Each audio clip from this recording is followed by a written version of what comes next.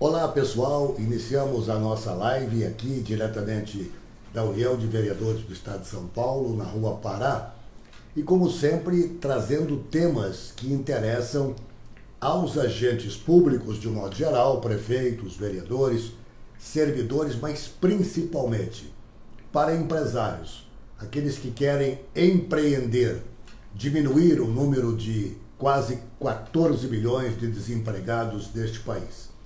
Começando com a agenda para vereadores, a única agenda que a UVESP tem para os senhores. Dia 31 de outubro, estaremos em Taquaritinga, curso e palestra na Câmara Municipal.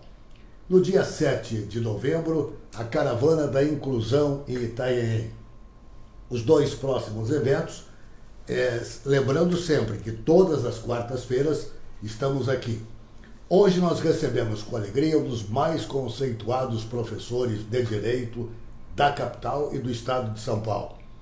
Dr. Ricardo Saeg é professor de Direito Econômico que vem tratar de um assunto que nós não temos visto a imprensa dar a cobertura devida.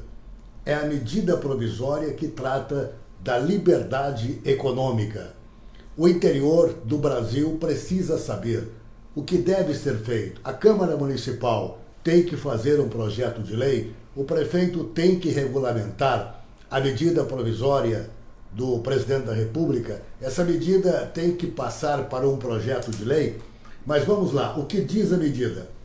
Entre as mudanças apontadas está a liberação de pessoas físicas e empresas para desenvolver negócios considerados de baixo risco que poderão contar com dispensa total de atos, como licenças, autorizações, inscrições, registros ou alvarás, além da liberação, alterações na lei, na consolidação das leis do trabalho, também entre outras mudanças apontadas na medida.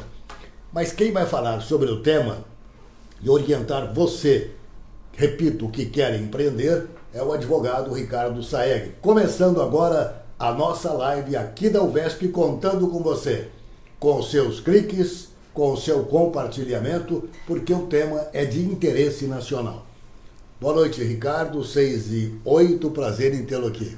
Boa noite, Miséria, uma honra estar na UVESP, né? Esse trabalho maravilhoso que vocês fazem com os vereadores, e no final das contas é com a população, né? Porque o elemento de ligação entre a classe política e a população é com certeza absoluta a vereança, né? Se a população soubesse o que um vereador faz, o quanto ele trabalha e o nível de atendimento que ele dá, né? Eu vejo isso pessoalmente no dia a dia da minha atividade profissional de advogado, até por atender alguns. O quanto eles são dedicados e obstinados em atender a população e principalmente aquela população que precisa da prefeitura, não é? Que precisa de uma estrutura, precisa de um apoio. Não é caso de paternalismo, mas é caso de assistência determinada pela própria Constituição. Parabéns pela entidade, parabéns pelo seu trabalho. Queria deixar consignado aqui minha admiração profunda pela Silvia Mello, sabe? Excelente profissional, né? Ela é espetacular. Muito obrigado, Ricardo. Obrigado também em nome da Silvia, em nome de toda a União de Vereadores do Estado de São Paulo.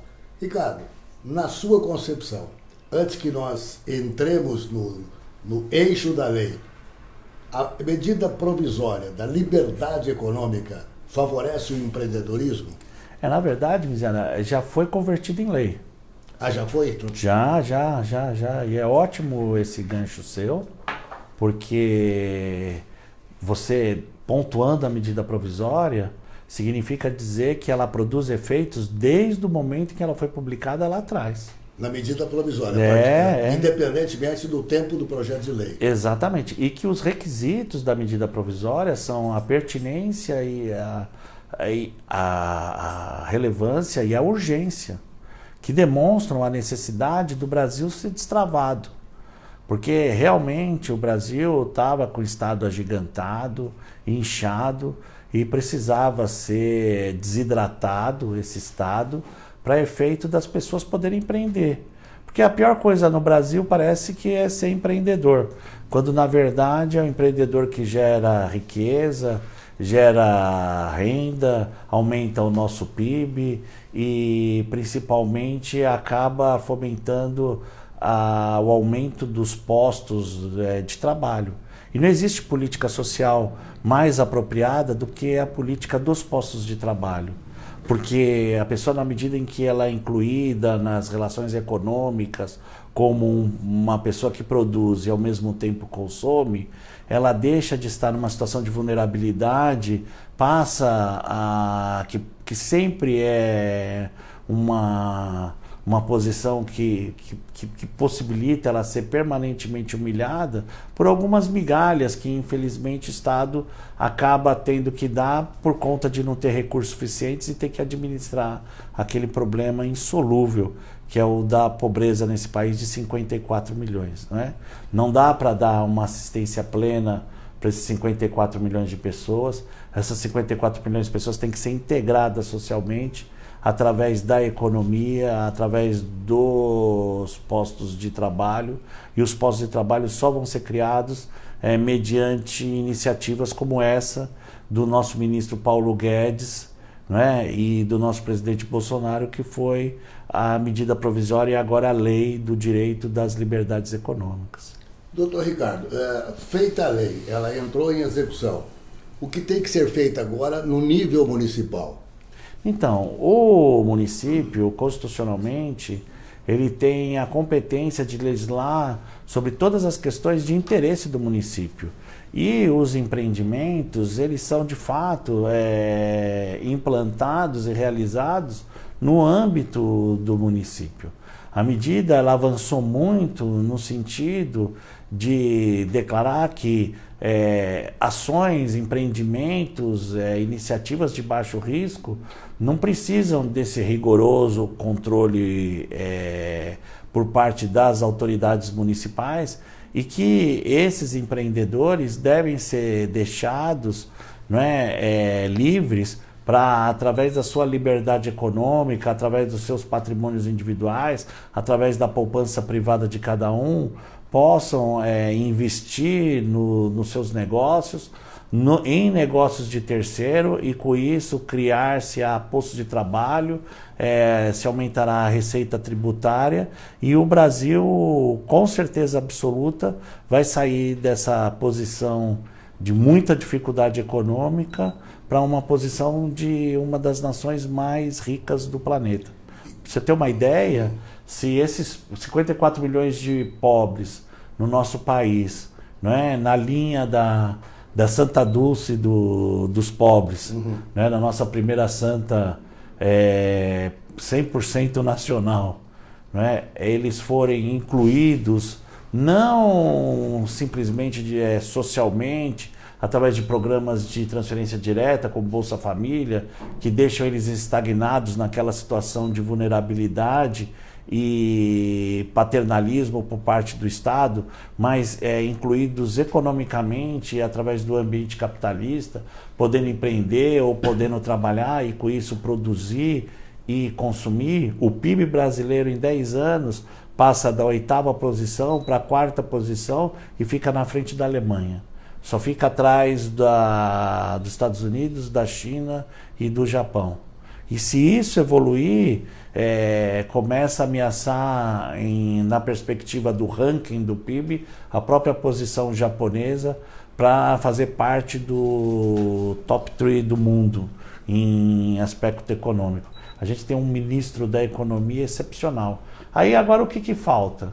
Não é? Esse pensamento, essa mentalidade, esses princípios e essa legislação ser de fato incorporada pelos municípios através da respectiva legislação municipal, principalmente definindo o que são atividades de baixo risco, não é? Enxugando a burocracia para o exercício da atividade. Na cidade tem que ser feito um projeto de lei? Lógico, com certeza absoluta. Cada município tem que criar um projeto de lei. Cada município tem que cuidar da sua desburocratização. Porque o que prevê no final das contas? Se você analisar a legislação, é uma legislação não de direito comercial, nem de direito civil, nem de direito do trabalho, nem de qualquer outro ramo do direito que não seja direito econômico. Inclusive a lei fala claramente, isso aqui é uma norma de direito econômico. Por quê? Porque é uma diretriz de ordem econômica aonde o Estado é repensado para um Estado menor possível e mais eficiente possível, que deixa o empresário e as pessoas livres para poderem empreender e trabalhar no sentido de gerar renda, emprego e arrecadação tributária para o bem do país. E isso só vai poder ser implantado se for destravado pela legislação municipal. Se não for destravado pela legislação municipal, vai ter um grande embate jurídico, e o embate jurídico ele demora o tempo do processo, o tempo do judiciário, que é muito mais moroso do que o tempo econômico, e vai, no final das contas, minar e sabotar esse plano de governo maravilhoso que o ministro Paulo Guedes fez para efeito de tirar, como está tirando de fato, o Brasil da crise, essa crise que infelizmente, né, o Brasil foi colocado por conta do desgoverno federal anterior. Eu quero aproveitar a sua deixa e lembrar aos vereadores que o projeto de lei, ele tem, a iniciativa deve ser do Executivo, né? Porque trata de regulamentar uma medida provisória que se transformou em projeto de lei. Eu tenho a impressão que aqui cuida de despesa, cuida de receita, então é preciso que os vereadores indiquem ao Executivo. Penso assim, não sei. Não sei, Miziara, eu tenho minhas dúvidas a respeito disso. Porque você acha que o projeto de lei pode só se a gente considerar que as taxações decorrentes do poder de polícia impactam a receita.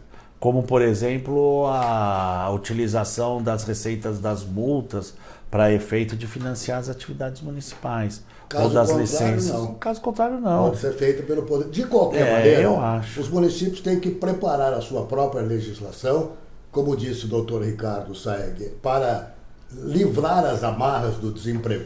Você falou num tema que a gente recomenda muito para vereadores e prefeitos, que é o de ter um olhar mais crítico direcionado para aqueles 54 bilhões de pessoas que estão na linha da miséria ou que não são contabilizados pela Justiça Social. E isso tem dado resultado. 3 vencedores do Prêmio Nobel foram por ações voltadas para os que menos têm, para os mais pobres. Exatamente. Né? Tudo começou em Bangladesh com Muhammad Yunus, que criou o Banco do Povo lá, né? Copiado aqui, muito bem copiado pelo governador Mário Covas, pelo saudoso governador Mário Covas. Isso para entrar no tema que você tratou, dos 54 bilhões que estão quase que na linha da miséria, né?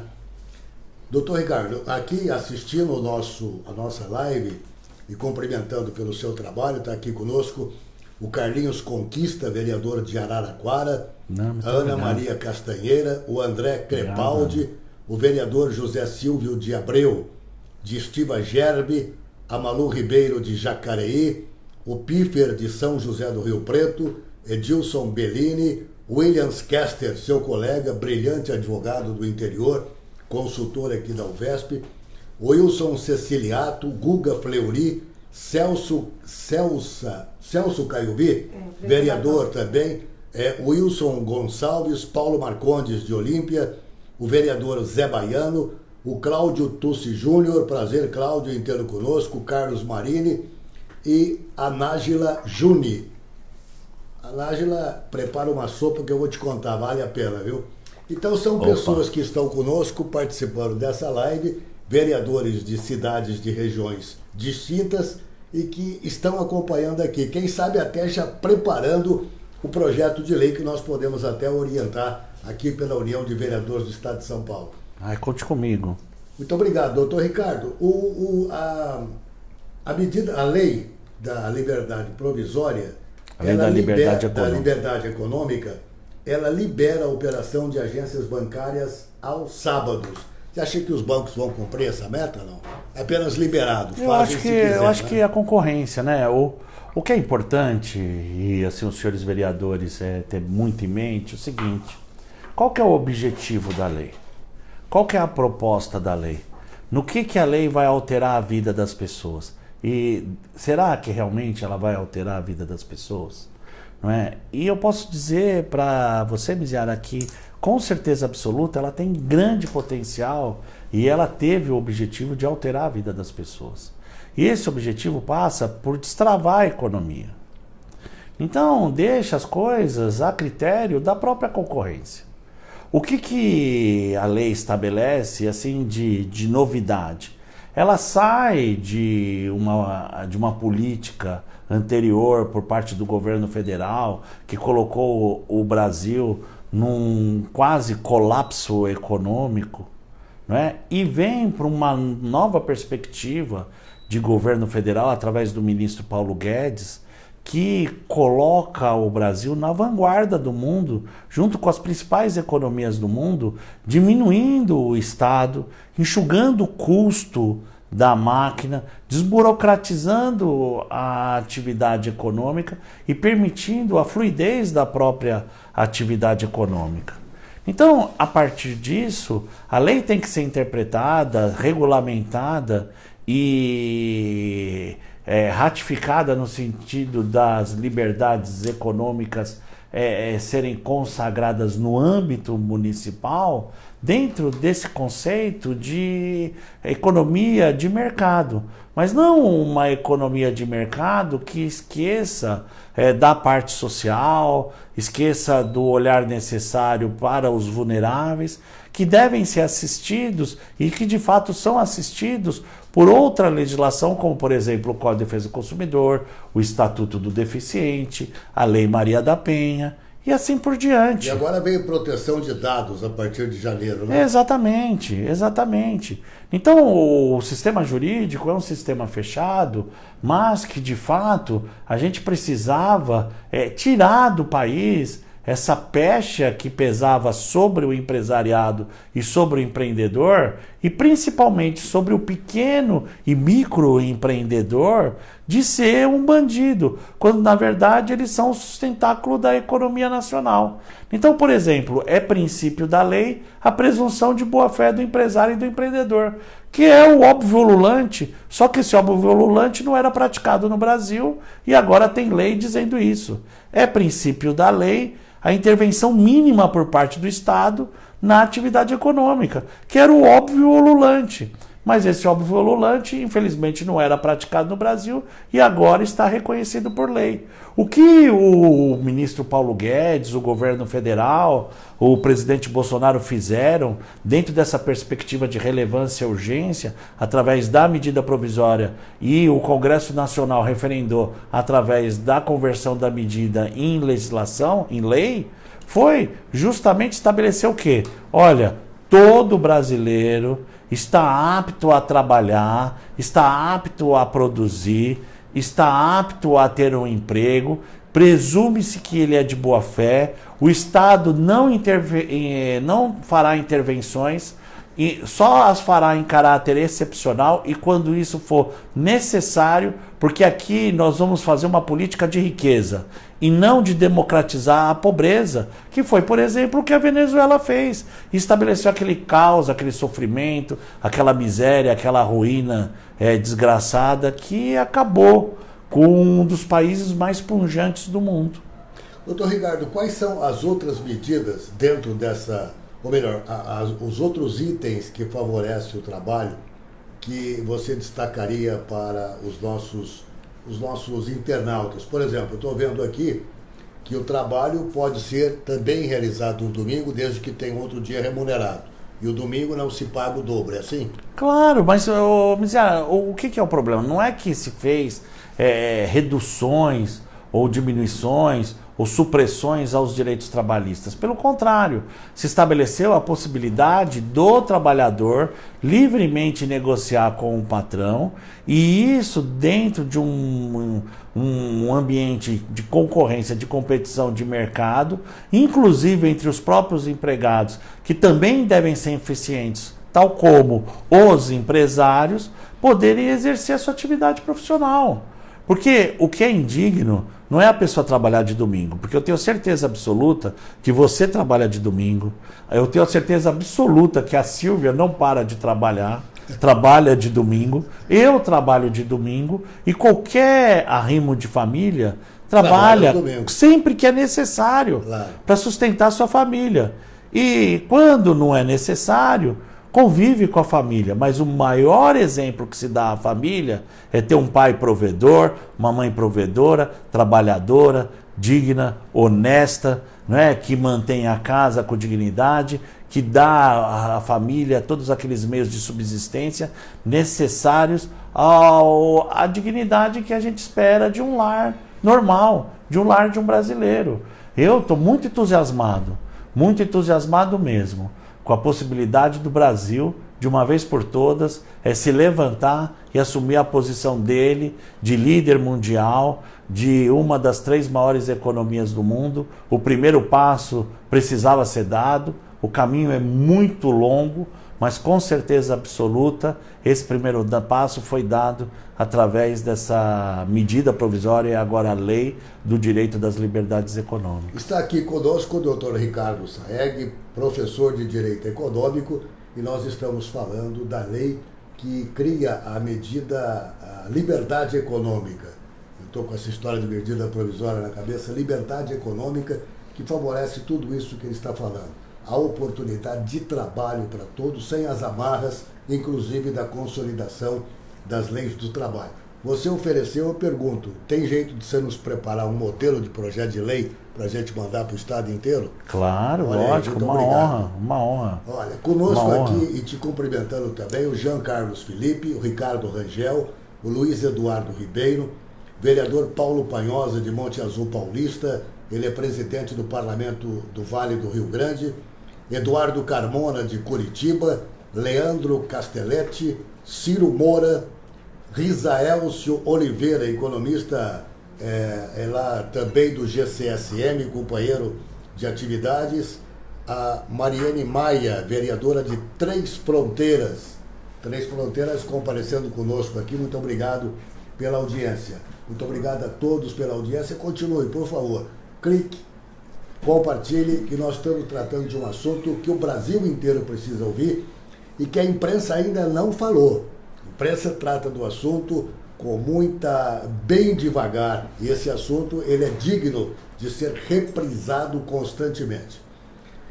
Pela sua fala, doutor Ricardo, eu percebi que você entende que Paulo Guedes é o homem certo no lugar certo. Não tenho dúvida, com certeza absoluta. Tanto que o Brasil já está retomando a atividade econômica, e isso identificado, por exemplo, pela aquisição de veículos, né, de automóveis.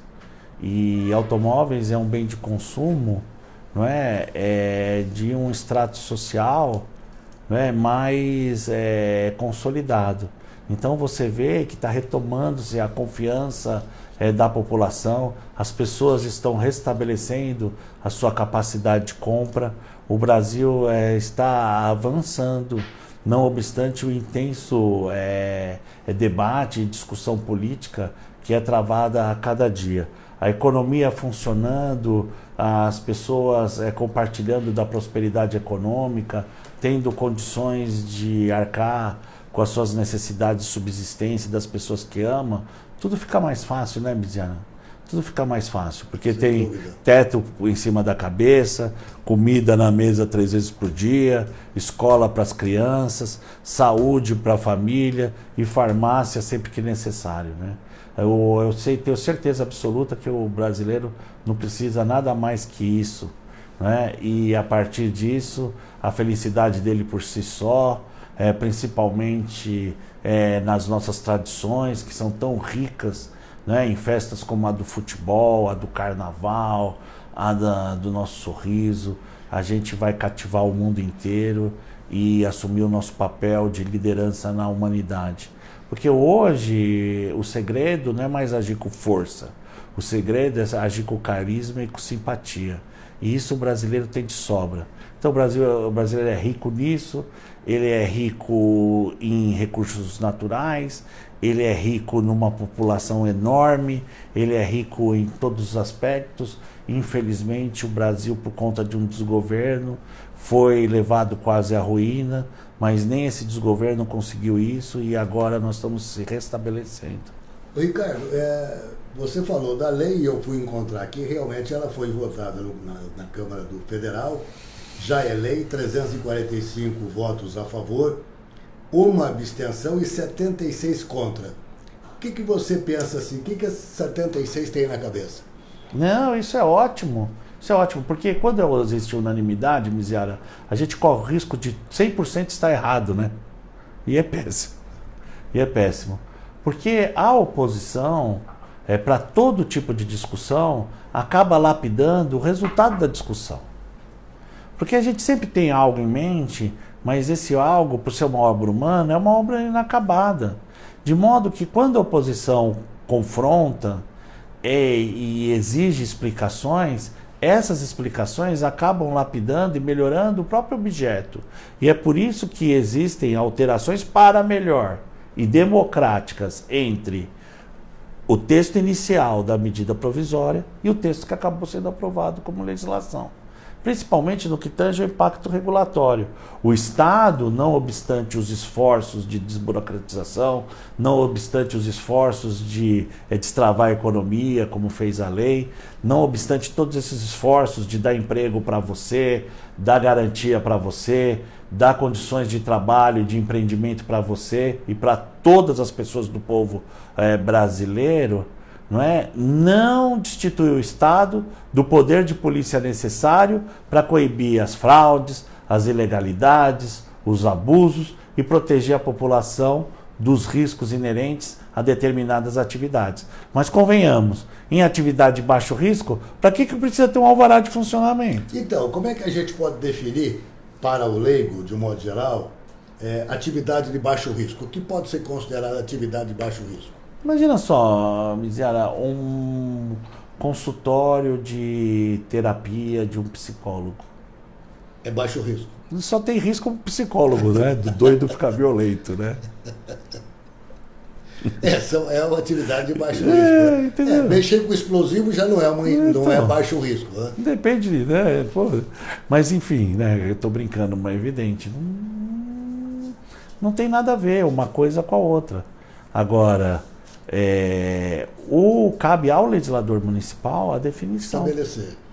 Né? O que para o município é atividade de baixo risco. De baixo risco.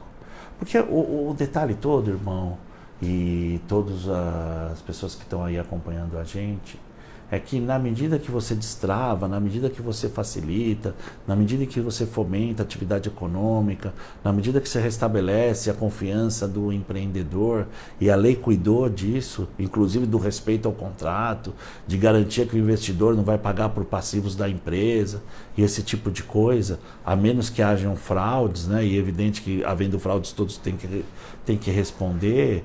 Você fomenta a atividade econômica e cria o maior programa social que o Brasil poderia criar. Porque se o Brasil conseguir criar 54 milhões de empregos, o Brasil se transforma num líder do planeta.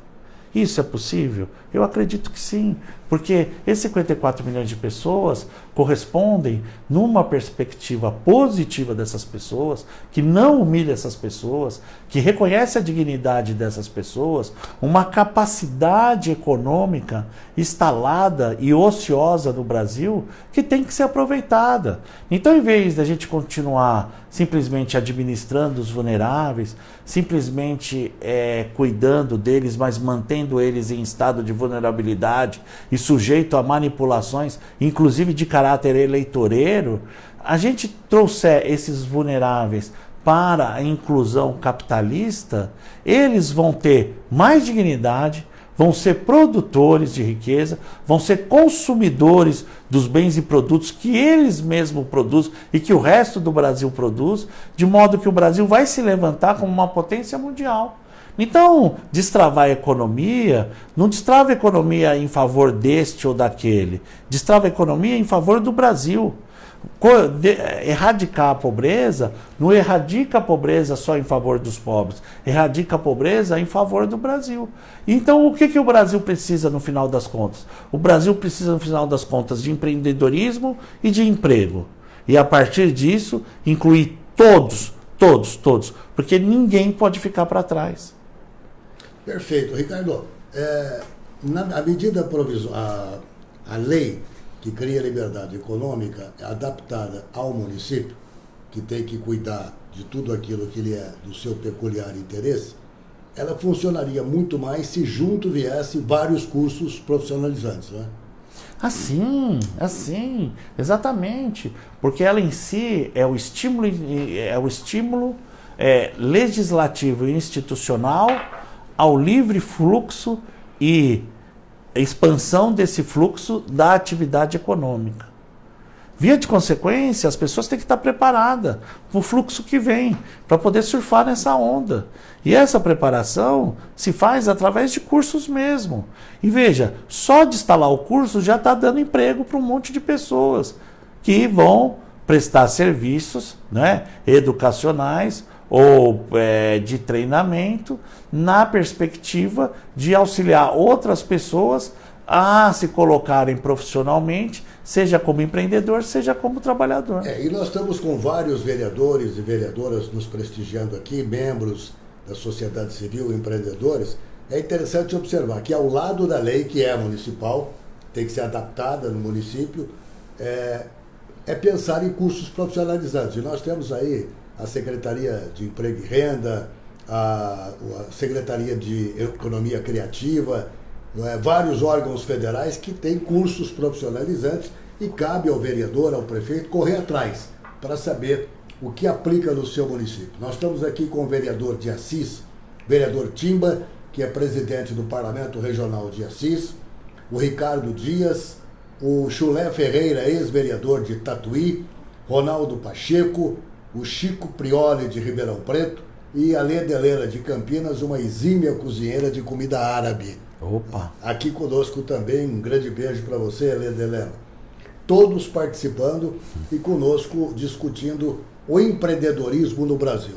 Ricardo, a reforma da Previdência, você acha que, em percentual, o que ela resolve com os problemas do Brasil? O que ela consegue abater dos graves problemas que nós temos? Então, Mizera, o problema é que o melhor dos mundos seria garantir a ampla previdência para todos. Mas existe um problema de falta de caixa. Então não adianta direito sem efetividade. E que coloca em risco a nossa própria pátria. A estabilidade econômica. Porque uma coisa é verdade.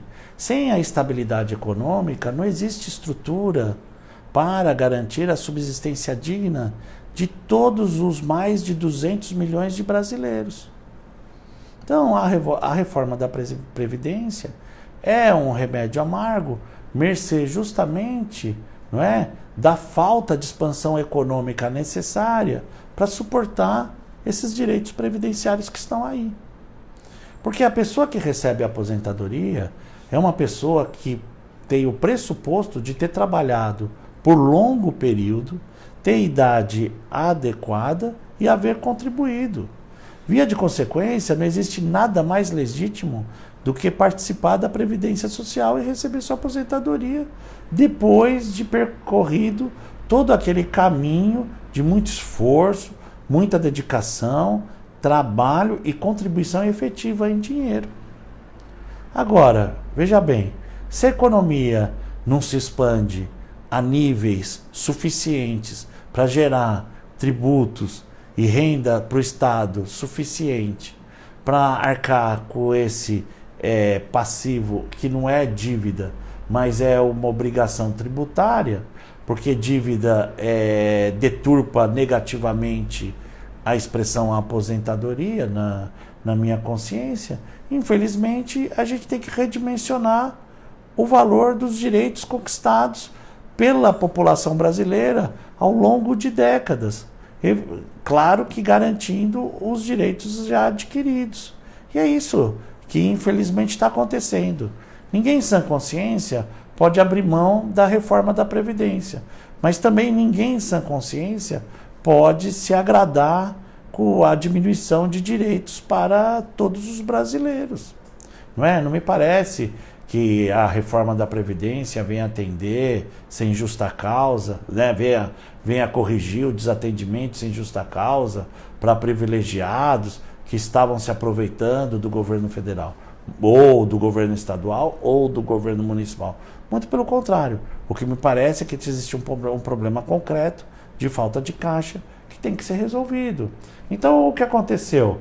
O Estado se agigantou, a dívida pública em relação ao PIB tomou proporções absurdas, o Estado ficou próximo de uma catástrofe por conta do desequilíbrio fiscal absoluto, o Brasil ia ser reduzido a uma Venezuela, e a gente está vendo o sofrimento da população na Venezuela, não é? Que não tem acesso a meios dignos de subsistência, e em decorrência disso foi necessário se tomar e se aplicar um remédio infelizmente amargo para a população. Se medidas como essa de expansão econômica, tal como a lei dos direitos da liberdade econômica veio buscar, já tivessem sido tomadas no passado, talvez hoje não fosse necessário fazer essa reforma. Então, a gente está pagando pelo quê? A gente está pagando por uma política absolutamente equivocada. E pior, né? Aonde ela foi, né, teve em si incorporada um alto nível de corrupção e desvio do patrimônio público. Ricardo, e a reforma tributária, da forma que ela está colocada para discussão na Câmara dos Deputados, você entende correta? Lógico, mas o que a gente tem que entender é que a reforma tributária ela vem simplesmente agilizar o sistema e desburocratizar o sistema. Ela não vem diminuir o tamanho do impacto tributário, porque o Estado não suporta isso. Pelo contrário, o risco da reforma tributária é aumentar a carga tributária. E aí, se for para aumentar a carga tributária, é melhor não haver reforma. Não é? Mas corre esse risco? Corre, com certeza absoluta. Por exemplo, a criação a recriação do CPMF. Mas não foi repudiado isso lá no Planalto? Então, graças a Deus. Porque em vez de criar o CPMF, veio a medida provisória e a lei do direito das liberdades econômicas. Veja a mudança de mentalidade, Miziara. Em vez de querer taxar a grande fortuna, ou seja... Cria oportunidade. Cria oportunidade de todo mundo ter grandes fortunas. Não é muito melhor? Claro, claro. E... a democracia favorece isso, né? Exatamente. E nesse ponto, os senhores vereadores, não é, os gestores públicos que assistem, não é, maciçamente o seu programa, não é, essa sua iniciativa, não é, iniciativa aqui da entidade, no meu entendimento, né, humilde entendimento, é uma grande oportunidade para os senhores tomarem a frente e saírem na defesa do emprego e do empreendimento da sua cidade, institucionalizando as liberdades econômicas. E se isso ocorrer, e a cidade de vocês, por conta dessa institucionalização, atrair investimentos, atrair o empreendedor e gerar postos de trabalho, tributos e bem-estar social, não é? Os senhores, com certeza absoluta, estarão cumprindo, não é, em altíssimo nível e com grande profundidade o juramento que vocês fizeram de servir a população. Ricardo, seus colegas estão aqui te prestigiando, viu? Vários, inclusive aqui conosco, o Rodrigo Jão, é advogado e ex-vereador de Santa Fé, atende lá também a região. Obrigado. Prefeituras e câmaras, a Soneide Piscinati, vereadora de Cerquilho, e José Roberto Nascimento. Portanto, a todos aqueles que nos ouvem, que assistem essa live, os nossos melhores agradecimentos. Afinal de contas, o que a gente pretende fazer aqui é contribuir. O que o Dr. Ricardo Saeg, professor de Direito Econômico, está trazendo é a oportunidade que o empreendedor tem de conhecimento daquilo que essa lei lhe favorece.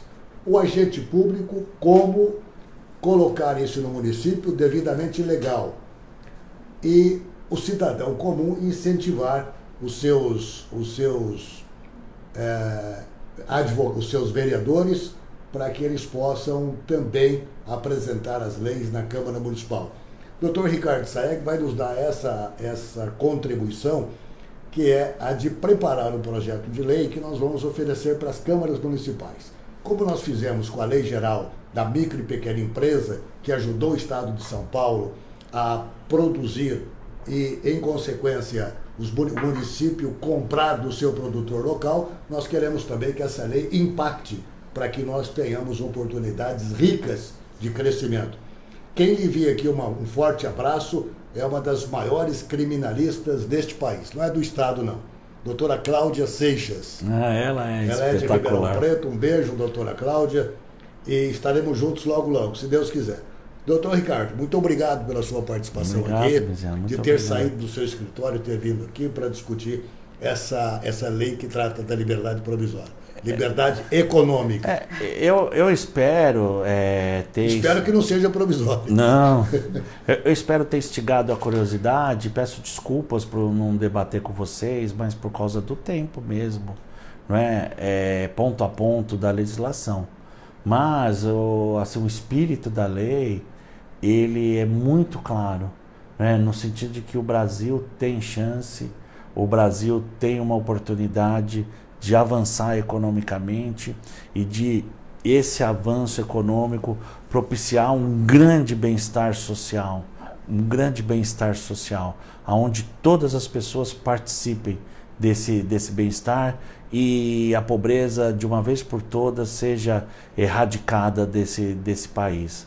Não é? O ministro Paulo Guedes, ele vai acabar, se ele conseguir isso, ganhando o Prêmio Nobel da Paz, né, de erradicar aí a pobreza só num país de 54 milhões. Eu desejo muita sorte para ele e particularmente eu queria mandar um beijo para a Cláudia, né, mandar um beijão para a Cláudia Seixas, que é uma amiga muito querida minha lá de Ribeirão Preto. Muito bem, doutor Ricardo Saeg esteve conosco aqui esclarecendo, e o que nós esperamos, que tenhamos contribuído para o desenvolvimento socioeconômico do Brasil, trazendo esta informação. Por que nós estamos trazendo a informação sobre a lei da liberdade econômica? Porque a imprensa não deu ainda o devido destaque. A imprensa que chega até você, do Iapoque ao Chuí, não deu o devido destaque, porque isto aqui me lembra os imigrantes árabes que chegam no Brasil ou em outro país, jogam o tapete no chão, põem a mercadoria e saem vendendo. É isso aí. É isso que nós vamos ter agora, atualizado ao tempo atual. Então é importante lembrar, quem tem a memória do passado pode sair-se bem no presente e no futuro. Exatamente. Um grande abraço a todos, muito obrigado pela audiência. Até quarta, neste mesmo horário, se Deus quiser. Tchau.